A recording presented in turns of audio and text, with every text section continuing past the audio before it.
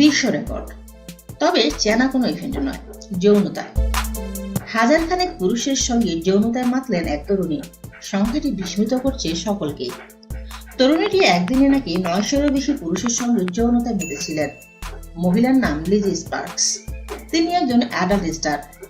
এই কীর্তি স্থাপনের পরে তিনি তার অভিজ্ঞতার কথা শেয়ার করেছেন সোশ্যাল মিডিয়ায়।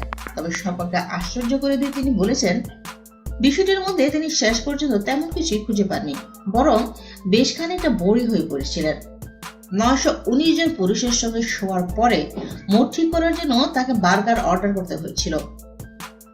তবে ঘটনাটি সদ্য ঘটেনি, কয়েক বছর আগের ঘটনা। কিন্তু তা এতদিন কেউই জানতো না, কারণ বিষয়টি আগাগোড়া গোপন রাখা হয়েছিল।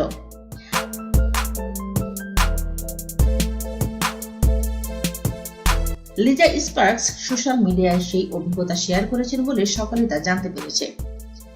ইরোটিক ওয়ার্ল্ড গ্যাংব্যাং চ্যাম্পিয়নশিপের আয়োজনে ইভেন্টটি পোল্যান্ডে হয়েছিল।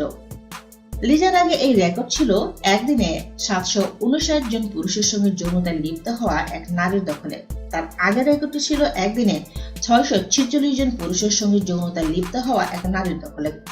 কিন্তু তাদের সকলকে অবলীলায় টপকে গিয়েছেন লিজা। পরবর্তী সময়ে এই গ্যাংব্যাং চ্যাম্পিয়নশিপ নিয়ে বিতর্ক তৈরি হয়। পুলিশ এটা বন্ধ করে দেয়। জানা যায় এখন এটি আর অনুষ্ঠিত হয় না। তবে কেউ কেউ বলে থাকেন এখনো নাকি এটি অনুষ্ঠিত হয়, তবে খুবই গোপনে।